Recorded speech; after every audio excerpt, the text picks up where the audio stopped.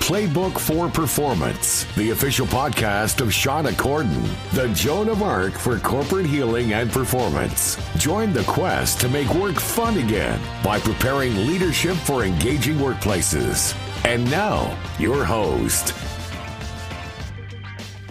Hello and welcome everybody to another episode of the Playbook for Performance podcast. I'm your host, Shauna Corden, and our mission is to make work fun again.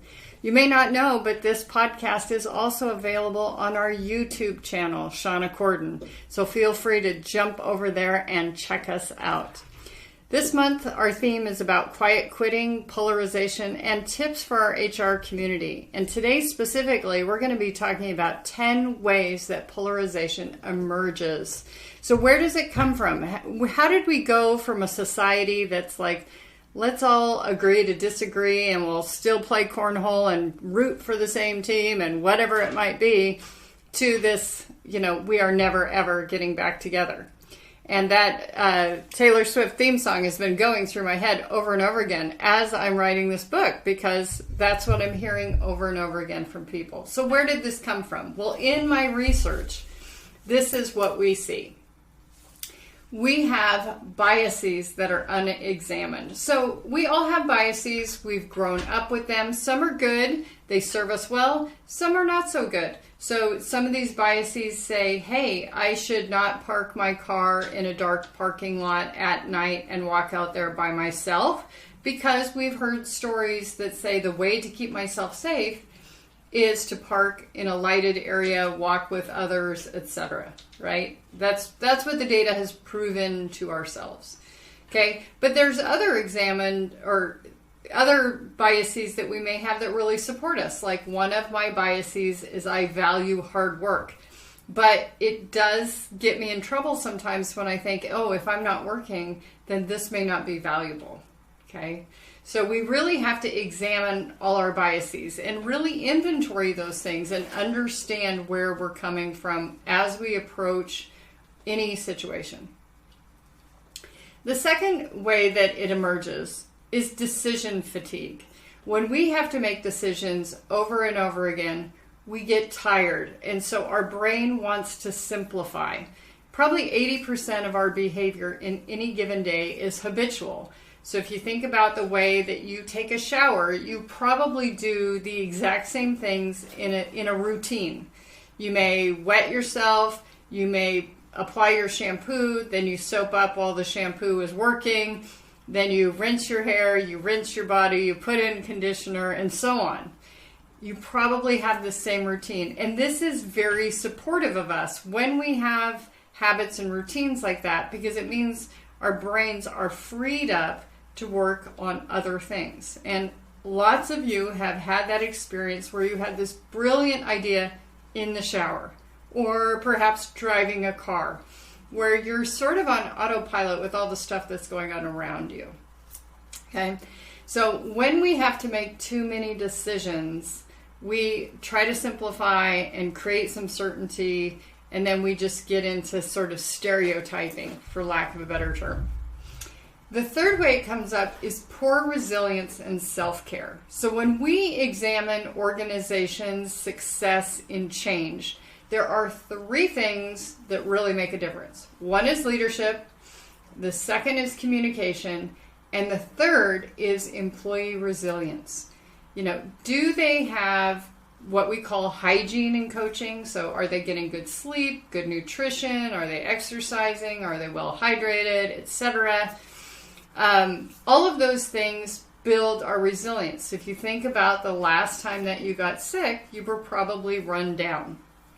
Same thing is true with our mental health.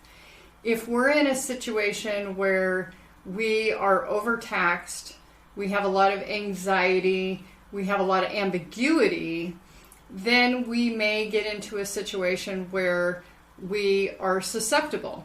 And this is the same thing here, is when we are sort of fighting for survival because all of our stores are not at their highest level of replenishment, we are weak when it comes to resilience.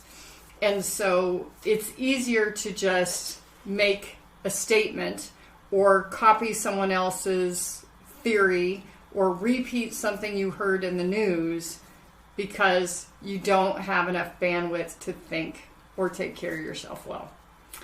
The fourth is self-righteousness. We never like to think badly about ourselves. We never like to think, oh, that was really dumb. We probably, most of our self-talk is probably negative. But when we are in competition with others, or if we think that we are going to be wrong in front of others, we often use this self-righteous way to create some distance between ourselves and others, right? And it's very easy for people to create this distance when people are other as individuals and persons. When we look at how people behave in mob rule, witch hunts, things like that, they have depersonalized others. And the best way to depersonalize others is to make yourself elevated. So, the fifth way, black and white thinking. If we don't have room for gray, then we can just say, hey, you're over there, I'm over here, we will never meet, we have nothing in common, etc. We talked about black and white thinking a couple episodes ago on the podcast, so be sure and check out, I think it's podcast 52, where we talk about that. So, number 6 is ego. Wayne Dyer said that ego is an acronym for edging God out. God might not be your thing. You can think the universe, connectedness, happiness, unicorns, whatever works for you. But when we are at this point where we are thinking that we are always right and we don't attribute any of our success to a collective sense, then that creates polarization. Sometimes, number 7 here is all about this idea that we need to downsize, simplify, stereotype. Again, we're fatigued. We want to create some certainty. So when it comes to 7 and 8 are all about this need for certainty because we just don't have enough bandwidth. We're tired. That's what happens when you go through a pandemic. We never really thought about this when we were reading about the Black Plague when we were, in school and things like that. We just thought, okay, a bunch of people died, da-da-da-da-da. And then we have the Monty Python version of that where it's like, bring out your dead.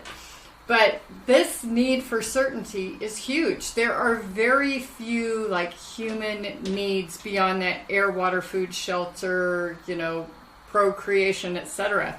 But when it comes to the mental plane, certainty is definitely one of them. And so we want to make sure that our brains are not too tired.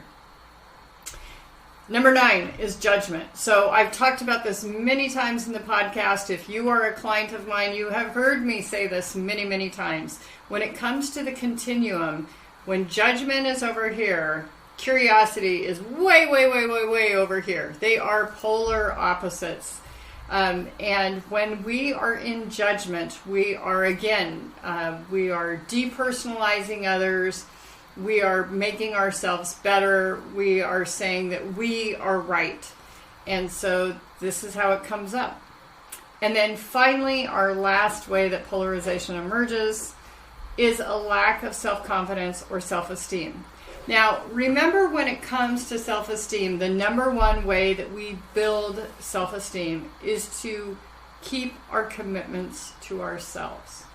So if we say we're going to work out every day for 30 minutes, if we say we're going to meet friends for coffee once a week, if we say that we're going to take out the garbage, and we don't do that, we might verbally say to ourselves, that's okay, I'll get it next time. But the truth is, you've taken yourself down a notch. And the more that self-esteem drags down, the more that we have to use bluff and bravado and self-righteousness to bolster ourselves to get through the day. So a lot of these things are if we drew the Venn diagram, which it'd be really fun if somebody wanted to submit that and put it in the comments. But if we put the Venn diagram together, these are all very, very interrelated. But again, this polarization really comes from this idea of I need to feel okay, and I am going to create a world around me that is certain. And so what used to work for me is, we have these 10 beliefs, you and I, 8 of them we agree on, 2 of them not so much, but hey, let's be friends anyway. The fatigue that had came from the pandemic, from workplace, going back and forth to work from home, come back to work, all of that stuff, that's tiring. It's really, really tiring. And people are burned out. And when we talk about burnout, we're talking about demands exceeding capacity. And so right now, we've got a world where a lot of people are burned out and they're tired.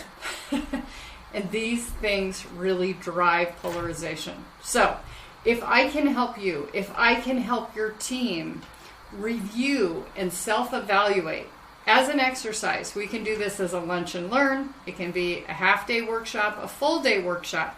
We integrate coaching skills because coaching skills are the antidote to polarization. So ask yourself, where are you vulnerable to polarization? By the way, this is your field work, right? In coaching, we say, if there's no action, it's just entertainment. This is what makes us different from the chat with your friend, is that there's this action that you take and the accountability that you have with your coach. So where are you vulnerable to polarization? What steps can you take to mitigate the risk? Who can keep you accountable? We've talked about an accountability partner several times on the podcast. It can be something that can really help support you. And finally, make a pact. What is it that you are committing to do with one another? And how are you going to stay curious? That is where we need to go. Until next time, take good care. We'll see you next time. Don't forget to like and follow on YouTube or wherever you watch your podcast. Take good care.